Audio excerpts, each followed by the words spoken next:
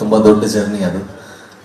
ಮೊದಲನೇಗೆ ಧ್ರುವ ಸರ್ಗೆ, ನೆನ್ಪುರ್ಲಿ ಪ್ರೇಮ್ ಸರ್ಗೆ, ಸಿಂಪಲ್ ಸುನಿ ಸರ್ಗೆ, ಉದಯ್ ಮೆಹ್ತಾ ಸರ್ಗೆ, ಮಾನ್ಯ ಶಾಸಕರಿಗೆ ಎಲ್ರಿಗೂ ಕೂಡ ತುಂಬ ತುಂಬ ಧನ್ಯವಾದಗಳು. ಈ ರೀತಿ ಸಪೋರ್ಟ್ ಮಾಡೋದ್ರಿಂದ ನಮ್ಮ ತಂಡದ ಶಕ್ತಿ ಬಹಳ ದೊಡ್ಡದಾಗತ್ತೆ. ಸೊ ನಿಮಗೆ ಮೊದಲನೇದಾಗಿ ಧನ್ಯವಾದ.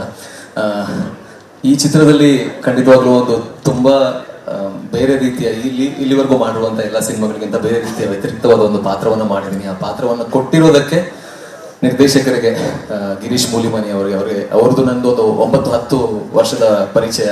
ನಾನು ಕನ್ನಡದಲ್ಲಿ ಅಭಿನಯಿಸಿರುವಂಥ ಮೊದಲನೇ ಚಿತ್ರದ ನಿರ್ದೇಶಕರು ಅವರು, ರಾಜರು ಅಂತ. ಸೊ ಹಾಗಾಗಿ ತುಂಬ ದೊಡ್ಡ ಜರ್ನಿ. ಆ್ಯಂಡ್ ಪ್ರಮೋದ್ ಅವರು ಎಲ್ಲ ಹೇಳಿ ಆಗಿದೆ. ನಮ್ಮ ಕನ್ನಡದ ಅದ್ಭುತವಾದ ಪ್ರತಿಭೆ, ನನಗೆ ಬಹಳ ಇಷ್ಟ. ಈ ಸಿನಿಮಾದಲ್ಲಿ ಅವರಿದ್ದಾರೆ ಅಂತ ಹೇಳಿದಾಗ ನಮಗೆ ಸ್ವಲ್ಪ ಭಯ ಆಗಿತ್ತು, ಏನು ಮಾಡೋದು, ಯಾವ ರೀತಿ ಆ್ಯಕ್ಟ್ ಮಾಡೋದು ಅಂತ. ಅಷ್ಟು ಅದ್ಭುತವಾದ ಆ್ಯಕ್ಟ್ರು. ಆ್ಯಂಡ್ ಮುನೇಗೌಡ ಸರ್ ತುಂಬ ಒಳ್ಳೆಯ ಪ್ಯಾಷನೇಟ್ ಪ್ರೊಡ್ಯೂಸರ್ ಅವರು.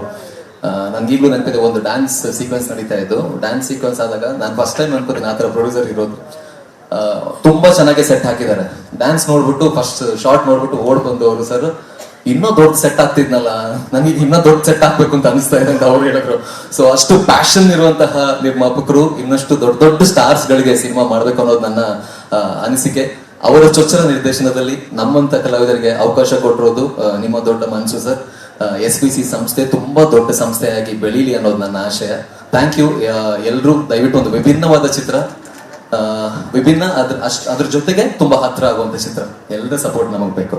ಪ್ರಮೋದ್ ಅವರೆಲ್ಲ ಮಾತಾಡಿ ಆಗಿರೋದ್ರಿಂದ ಅವರೇ ರೆಪ್ರೆಸೆಂಟ್ ಮಾಡ್ತಾರೆ ನಮ್ಮ ತಂಡನ. ಸೊ ಹಾಗಾಗಿ ಥ್ಯಾಂಕ್ ಯು ವೆರಿ ಮಚ್.